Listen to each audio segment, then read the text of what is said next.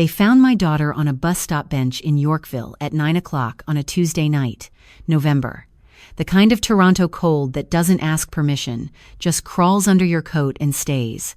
My granddaughter was wearing one mitten. One. The other was gone somewhere between the house she'd been thrown out of and that bench. She had a backpack shaped like a ladybug, and she was holding her mother's hand so tight her little fingers were white. I got the call from my driver at 9:07. He'd been dropping off paperwork at my Bloor Street office when he saw them. He recognized my daughter immediately. "Mrs. Aldridge," he said, "I think you need to come here." I didn't ask questions. I was at my dining table in Rosedale reviewing quarterly reports. I closed the folder, put on my coat, picked up my keys. I was in the car in under a minute. When I pulled up, my daughter looked at me and something in her face just broke. Not crying, past crying. That hollow look people get when they've used up every tear they had and there's nothing left but exhaustion. "Mom," she said. I crouched down in front of my granddaughter first. "Olivia, sweetheart, are you cold?" She nodded. Her nose was red, her lips were almost blue. I took off my scarf, wrapped it around her twice. Cashmere, warm. She buried her face in it.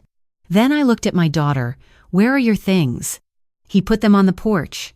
3 garbage bags, she swallowed. He said I could come back for the rest when he decided I deserved it. I didn't raise my voice. I never do. I stood up, opened the back door of my car. "Get in." "Mom, I can explain. Get in the car, sweetheart. Both of you. Right now." They got in. My driver loaded the garbage bags. One of them had split open at the bottom, and clothes were spilling out onto the wet sidewalk. My daughter's work blazer, Olivia's drawings from school, a framed photo face down, glass cracked. I slid into the passenger seat. Home. 15 minutes. My daughter stared out the window the entire drive. Olivia fell asleep against her shoulder before we crossed the Don Valley. One mitten, November in Toronto. She was 5 years old, and she was sleeping on a bus bench in one mitten because her grandfather decided she wasn't good enough. When we pulled through the gate of my house in Rosedale, my daughter finally spoke. "He fired me, Mom, this morning. Said my work wasn't up to standard, that I'd been making errors in the accounts. Errors I never made, and then tonight when I came home his son was waiting. He said his father didn't want us in the house anymore. He said our family wasn't the right kind of people, that he'd made a mistake marrying beneath him." She looked at me. I don't know what to do. I turned in my seat, held her gaze. "I do. Here's what my daughter didn't know, what her husband didn't know, what her father-in-law certainly didn't know. The construction company they'd been running for the past 7 years, the one her father-in-law paraded around Toronto like a trophy, Prescott & Sons Construction, with the government contracts and the condo developments and the office on King Street West, I owned it. Every share. Through holding companies, through a numbered corporation registered in Ottawa, through a trust my lawyers had structured so carefully that you'd need a forensic accountant and 6 months to trace the thread back to me. My name is Eleanor Aldridge. I started with one small property management company in 1989. Single mother. My daughter's father left when she was 2, took what little money we had, and vanished. I cleaned office buildings at night and managed rentals during the day. Saved every dollar. Bought my first building in Leslieville for $400,000 when Leslieville was nothing but empty storefronts and pigeons. That building is worth $9 million now, but that's not the point. The point is that I spent 35 years building Aldridge Holdings into one of the largest private real estate firms in Ontario. 62 commercial properties, 14 residential developments, government contracts across 3 provinces. And I did it quietly, deliberately, without ever needing my name in the newspaper. When my daughter met Andrew Prescott 3 years ago, I did what I always do. I made a call. My head of security, a man named Thomas, ex-RCMP, thorough as winter, built me a file in 4 days. Andrew's father, Gerald Prescott, had a history. 2 previous business partnerships that ended in litigation. A wrongful dismissal suit that was settled out of court. Rumors in the industry that he cut corners on safety inspections. Nothing proven, nothing that would hold up, but enough to make me careful. So I bought his company out from under him, quietly, through intermediaries. Prescott & Sons had been struggling. overextended on a Mississauga development that went sideways. I acquired the debt, restructured the loans, and within 6 months I owned the controlling interest through my numbered corporation. Gerald never knew. He thought the bank had simply restructured his financing. He thought he was lucky. I let him play boss. I let him believe he'd built something, because I needed to see what kind of family my daughter was joining. Turns out I'd seen enough. Inside, I put Olivia to bed in the guest room. She was so tired she didn't even wake up when I changed her into warm pajamas. I tucked the blanket around her, set her ladybug backpack beside the bed, and kissed her forehead. Then I went downstairs to my study and made 2 calls. The first was to Thomas. I need a full forensic audit of Prescott & Sons. Every contract, every invoice, every payment that's gone through that company in the past 3 years. I want bank statements. I want subcontractor records. I want everything. Timeline? 48 hours. And Thomas, pull the personnel files. Every termination Gerald has authorized. I want to see the pattern. The second call was to my lawyer, Christine Whitfield, Bay Street, best corporate litigator in the country. Christine, it's Eleanor. I need you at my house tomorrow morning, 8 o'clock. What's happened? My daughter was fired today and thrown out of her husband's house tonight with my 5-year-old granddaughter. The father-in-law is behind it. And I suspect he's been doing more than just being cruel. I'll be there at 7:30. I poured myself a glass of Pinot Noir, stood at my study window looking out at the garden. November bare branches, frost on the lawn, the city glowing beyond the trees. Gerald Prescott thought he could throw my daughter away like she was nothing, thought he could toss my granddaughter onto a bench in the cold with one mitten and face no consequences. He had no idea who he was dealing with. He had no idea I owned the ground he stood on, and by the time I was finished, he wouldn't have any ground left to stand on at all. The file Thomas delivered the next morning was worse than I expected. Christine and I sat in my study, the folder spread across the desk. My daughter was upstairs with Olivia, making pancakes, trying to pretend everything was normal. She didn't need to see this. Not yet. First, the termination. Thomas had pulled my daughter's personnel file from the company's HR system. He had access because technically, I owned the system. Gerald had documented a series of fabricated performance issues over the past 4 months. Falsified client complaints, doctored spreadsheets showing accounting errors my daughter never made. He'd been building a paper trail to justify firing her without cause, which under Ontario employment law meant he owed her severance. But he'd structured the termination as for cause dismissal, claiming gross negligence, to avoid paying a cent. That alone was actionable. But it was the second section of the file that made my hand tighten around my coffee cup. Financial records. Thomas had flagged 12 transactions over the past 18 months. Invoices from subcontractors that didn't exist. Payments routed to a numbered company in the Cayman Islands. Money flowing out of Prescott & Sons through a ghost payroll. Employees on the books who never showed up to a single job site. Total, $2.4 million. And the signature authorizing every one of those payments? My daughter's. Forged, Thomas confirmed. His forensic handwriting analyst had compared the signatures against my daughter's actual handwriting, not even close to a professional job. Gerald had been sloppy, arrogant. He assumed no one would ever check. He used your daughter as a shield, Christine said quietly. If anyone ever audited the company, she'd take the fall. That's why he hired her. That's why he gave her access to the accounts. She wasn't an employee. She was a scapegoat. There was more. Thomas had found a loan application filed 2 weeks earlier, $4.8 million, secured against the company's government construction contracts that were technically managed by my holding company. Gerald had forged authorization documents claiming he had the right to leverage those contracts as collateral. If that loan had gone through and defaulted, the government could have suspended the contracts, projects across the GTA would have stopped, workers would have lost jobs, and Aldridge Holdings would have been dragged into it. He tried to steal my reputation along with my money, I said. Christine met my eyes. What do you want to do? Everything. I started with the money. Gerald's construction company operated on credit. Like most developers in Toronto, he was leveraged to the teeth, juggling lines of credit, bridge loans, equipment financing. The whole operation ran on cash flow, and cash flow ran on the bank's goodwill. I made one call to my contact at the commercial lending department. The overdraft facility on Prescott & Sons' operating account, $1.2 million, was frozen by noon. Internal security review. No timeline for resolution. By 2 o'clock, the first payment bounced. A concrete supplier in Vaughan, then a plumber in Etobicoke, then the equipment rental company. By 4 o'clock, Gerald Prescott was on the phone screaming at his bank manager while I watched through the security cameras Thomas had installed in the company offices 6 months earlier, tucked into the ceiling tiles during a routine safety inspection that I'd authorized. Gerald's face was purple. He was pounding his desk. His voice was so loud the camera's microphone was distorting. I poured myself tea and waited. The call came at 5:15. Not to me. To my daughter. She was sitting in my living room.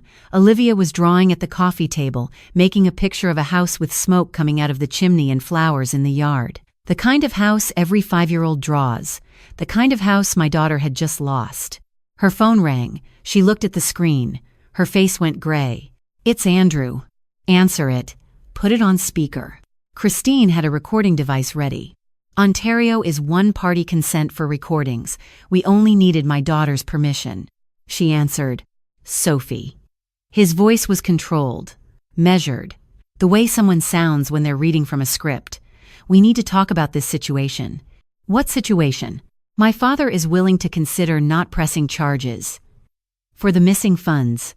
My daughter's voice shook. "I didn't take any money." "I know that. But the paperwork says otherwise." "And you know how the police work, Sophie. They follow the paper." His tone shifted, softer now, almost gentle, the way a snake moves before it strikes. "If you just sign a statement acknowledging the discrepancies, accept responsibility, this all goes away. You come home. Olivia gets her room back. We can move forward. And if I don't? Then my father files with the Toronto police. You're looking at fraud charges. And I don't think a mother facing criminal investigation is going to do very well in a custody hearing, do you?" Silence. "Olivia needs stability, Sophie. Not a guest room in your mother's house. Not whatever this is. She needs her father, her real family." The line went dead. Olivia looked up from her drawing. "Mommy? Who was that?" "Nobody, sweetheart, nobody important." Christine clicked off the recorder. She looked at me. "Extortion, custodial coercion. That's criminal, Eleanor. We have it all." I stood, walked to the window. The first snow of the season was starting to fall. Gerald Prescott thought he could steal from me. His son thought he could threaten my daughter. They thought they were untouchable because they wore nice suits and shook hands at charity galas. They were about to learn what happens when you come for an Aldridge. Thomas called me at 7 the next morning.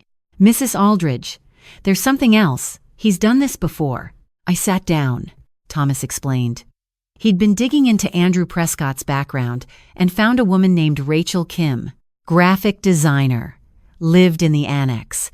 She dated Andrew from late 2020 through spring 2022, overlapping with when he'd started pursuing my daughter. "Same pattern," Thomas said. "Charming at first, moved her in fast. Then the isolation started. Told her that her friends were toxic, that her family didn't understand them, that he was the only one who truly cared. Convinced her to close her own business. 4 months later, she was broke. He'd taken $60,000, savings, an inheritance from her grandmother, jewelry. When she tried to leave, he told her everything had been a gift. She filed a police report. He hired a lawyer. The charges went nowhere." Thomas paused. "There's a second woman, too, a nurse from Scarborough. Same timeline, same script. He was running them simultaneously. Same words, same gestures, same promises." I closed my eyes. My son-in-law wasn't a man who'd made mistakes. He was a predator, systematic, practiced, running the same con on different women like it was a business model. "Find them both," I said. "Set up meetings. Today, if possible." Rachel Kim arrived at my house that evening. Small, dark-haired, cautious eyes. She sat across from my daughter in my living room, and for a long moment neither of them spoke. Then Rachel said, "It wasn't your fault." My daughter's eyes filled with tears. "It wasn't yours either." They talked for 2 hours, compared notes. Discovered that Andrew had used identical phrases on both of them, down to the specific words. The same therapy speech, the same "I've changed" performance, the same kneeling apology that he'd rehearsed so many times. It was choreography, not emotion. Rachel had a video, a doorbell camera from her apartment building, time-stamped March 2022. Andrew on her doorstep, dropping to one knee, begging forgiveness, tears in his eyes, claiming he'd been in counseling. She'd turned him away. And the camera caught what happened next. Andrew walking to the sidewalk, checking his phone, smiling, texting someone. No tears, no remorse. Just a man whose script hadn't worked, moving on to the next target. When my daughter saw that video, she stopped shaking. Something in her face changed. The confusion left. In its place was clarity and anger. "I'm not crazy," she said quietly. "He had a system." "You were never fighting a husband who made mistakes," I told her. "You were fighting someone who planned every move. You never stood a chance against that. Nobody could." The Canadian Construction Association annual gala was scheduled for the following Saturday. The Fairmont Royal York, downtown Toronto. Black tie. 600 guests. The industry's biggest night. Gerald Prescott was receiving the Community Builder of the Year award. They'd announced it a month earlier, before the frozen accounts, before the audit. The event organizers had no idea what was coming. I sent a message to the gala chairwoman, someone I'd known for 20 years. "Don't cancel Gerald's award. He deserves his moment." Then I called Christine. The Fairmont.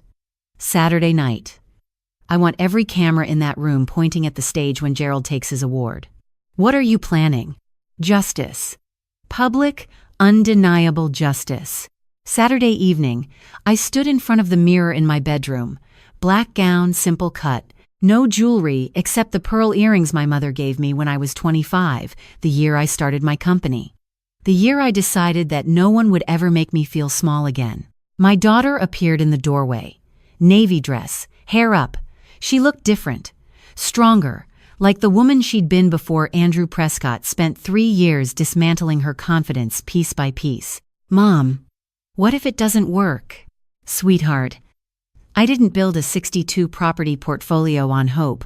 I built it on preparation, on contracts, and on knowing exactly where every piece sits on the board. Tonight isn't a gamble. It's the last move in a game they didn't even know they were playing." The doorbell rang. Rachel Kim stood on the porch in a silver dress. Beside her, the second woman Andrew had targeted, a nurse named Deepa Patel, in emerald green. They looked at my daughter. My daughter looked at them. 3 women who'd survived the same predator. 3 strangers connected by the same pain. "Survivors don't run," Rachel said. "We fight." Thomas drove. The 4 of us in the back of the SUV. Through the downtown streets, past the lit-up towers of Bay Street, past the construction cranes that dotted the skyline like mechanical birds. Half those cranes were on my projects. Gerald didn't know that either. We pulled up to the Royal York at 7. Valets in white gloves, photographers, Toronto's elite stepping out of luxury cars into the golden light of the lobby. We walked in together. The ballroom was magnificent. Crystal chandeliers, white linen, a 12-piece orchestra playing Chopin. 600 people in evening wear, champagne flutes catching the light. Politicians, developers, business leaders, everyone who mattered in Canadian construction. And Gerald Prescott stood at the podium. Black tuxedo, silver cufflinks. The Crystal Award beside him, engraved with his name. He was smiling the way powerful men smile when they think no one can touch them. "I'm deeply honored to receive this recognition," he said. His voice carried across the silent room. "I've built my career on 3 values: integrity, hard work, and family." I sat in the back of the ballroom, my daughter on my left, Rachel on my right. Deepa beside her. We didn't applaud. "This award belongs to everyone who believes that honest work still matters," Gerald continued. I pulled out my phone, typed 1 word to Thomas. "Now." The lights dimmed. Not dramatically, just enough that conversation stopped. Heads turned. The projection screen behind Gerald flickered. White text on black. The truth about this man. The room went silent. Security footage began playing. Thomas had compiled it over the past 48 hours, working with my tech team. the ghost invoices, the phantom subcontractors, the payments flowing to offshore accounts, bank statements with amounts highlighted in red, $2.4 million, dates, names, account numbers. Then the forged signatures. My daughter's name on 12 documents she'd never signed. The forensic analysis overlaid in bold red text. All signatures confirmed fraudulent. Gasps from the front tables. Gerald grabbed the microphone. "Ladies and gentlemen, there's clearly been some kind of technical..." His audio cut out. The microphone went dead. My tech specialist in the AV booth had done exactly what I'd asked. But the ballroom speakers kept working. The next slide showed the $4.8 million loan application, the forged authorization using my government contracts as collateral. The words appeared in stark white letters: federal fraud, identity theft, embezzlement. Then police footage. The RCMP raid on the Prescott and Sons office that morning, authorized by the Commercial Crime Unit after I delivered Thomas's evidence package 3 days earlier. Officers entering. Filing cabinet seized. Gerald's computer removed in an evidence bag. The room erupted. Gerald stood frozen at the podium, the Crystal Award mocking him, the evidence scrolling endlessly behind him. Then the screen split in two. Two videos, side by side. On the left, Rachel Kim's doorstep, March 2022. Andrew Prescott dropping to one knee. "Rachel, I'm so sorry. I've been in therapy, real therapy. I've changed." On the right, my daughter's living room, October 2024. Andrew Prescott dropping to one knee. "Sophie, I'm so sorry. I've been in therapy, real therapy. I've changed." Same words, same gestures, same choreographed tears. 2 years apart, two different women, one identical performance. A woman at a front table whispered loud enough for everyone to hear, "He's a predator." The word rippled through the room. I stood, walked to the stage, climbed the stairs, took the microphone from the podium. 600 faces turned toward me. "My name is Eleanor Aldridge. Some of you know me, most of you don't. That's by design. I've spent 35 years building quietly, and I prefer it that way. But tonight I'm making an exception." I looked at Gerald. Prescott and Sons Construction has never belonged to Gerald Prescott. It has belonged to me since 2021 through Aldridge Holdings and a numbered corporation registered in Ottawa. Gerald Prescott has been a tenant in my company for 7 years. The land under his house in Forest Hill. Mine, owned through a subsidiary. I'm terminating the lease. He has 30 days. His debts, all of them, purchased by me yesterday. Every dollar he owes in this world, he owes to me. I turned to face the room. Gerald Prescott used my company to steal $2.4 million. He forged my daughter's signature to cover his tracks. He hired her specifically to use as a scapegoat. And when she got too close to the truth, he fired her, and his son threw her and my 5-year-old granddaughter onto a bench in the cold. My voice was steady. I didn't need to shout. His son, Andrew Prescott, is a serial abuser. He has targeted at least 3 women with an identical script of manipulation, isolation, and financial theft. These women are here tonight. They will be heard. Rachel stood. Then Deepa. Then my daughter. 3 women in a row, 600 people watching. The ballroom doors opened. 2 RCMP officers entered. Then 2 more. Then 2 more. "Gerald Prescott. Andrew Prescott. You are under arrest." Gerald's face drained of color. Andrew tried to walk toward the exit. An officer stepped in front of him. Handcuffs clicked. Rights were read. The room erupted in camera flashes. As the officers led them out, Andrew looked back at me. His face twisted. "You can't do this." I held his gaze. "I already have." The trial lasted 3 weeks. Federal courthouse, downtown Toronto. Every seat filled. Media in the gallery. Survivors in the front row. Gerald Prescott was sentenced to 14 years for fraud, money laundering, and identity theft. Ordered to pay full restitution. Andrew Prescott was sentenced to 12 years for extortion, fraud, and a pattern of predatory behavior documented across 3 separate victims. A publication ban was lifted so the evidence could be reported in full. The judge called it one of the most systematic patterns of abuse she had seen in 20 years on the bench. Neither man looked back as they were led away. My daughter took over operations at Prescott & Sons the following Monday.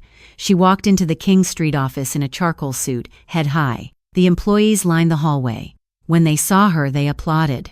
She sat behind the desk that had been Gerald's, looked around the office. Then she picked up the phone and called the concrete supplier in Vaughan, whose payment had bounced. Mr. Rossi, this is Sophie Aldridge. I'm the new director of operations.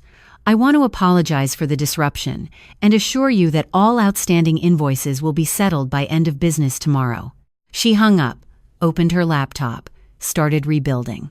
Rachel Kim opened a nonprofit 2 months later, a small office on Queen Street West. The sign above the door read Unbroken. Underneath, support for survivors of domestic abuse. My daughter wrote the first check, $350,000 from the Aldridge Foundation. This will help hundreds of women, Rachel said, her voice breaking. That's the point, my daughter replied. We don't just survive. We make sure no one else has to go through what we went through. Deepa Patel went back to nursing. She volunteers at Unbroken on weekends, running a support group for women who are still in the early stages of recognizing what's happening to them. She told me once that the hardest part wasn't leaving. It was believing she was allowed to.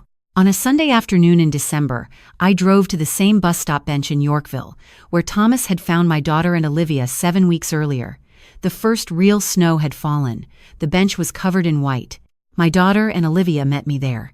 Olivia was wearing both mittens this time. Red ones. She ran ahead of us, catching snowflakes on her tongue. My daughter sat beside me on the bench.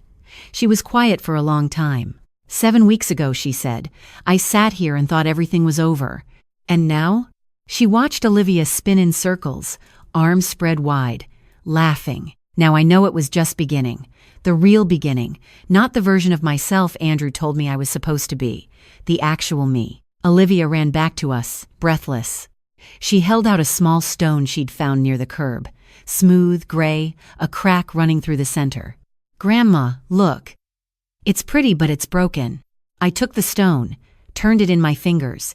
You know what happened to this stone, sweetheart? Weather wore it down. Ice cracked it. It got kicked around and stepped on, but it's still here, still solid. And that crack, that's not a flaw. That's proof it survived. Olivia looked at the stone, then at her mother. Like Mommy. My daughter's eyes filled. She nodded. Yeah, baby. Like Mommy. Olivia hugged her, then ran back to chase snowflakes. The three of us sat there as the snow fell. 3 generations. Toronto glittering around us. The city I'd built my life in, dollar by dollar, building by building. The city that had tested me, and never quite broken me. If there's one thing this grandmother wants you to take from this story, it's this. Love should never make you smaller. If someone controls your money, cuts you off from the people who care about you, or makes you question your own mind, that is not love. That is abuse. And it doesn't matter how charming they are, how well they dress, how impressive their family looks from the outside. Check on the people you love. Ask the hard questions. Don't call it paranoia. Call it protection. And if you're living this right now, if you're sitting on your own bench in the cold wondering what happened to your life, hear me. You are not crazy. You are not weak. You are not alone. And it is not too late to fight back. Survivors don't run. We build. Thank you for listening. Please like, subscribe, and share this story. You never know who needs to hear it tonight. If you or someone you know is experiencing abuse, please reach out to the Canadian Domestic Violence Hotline.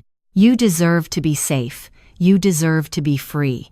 And if you're wondering whether this story is real, some details have been dramatized for storytelling purposes.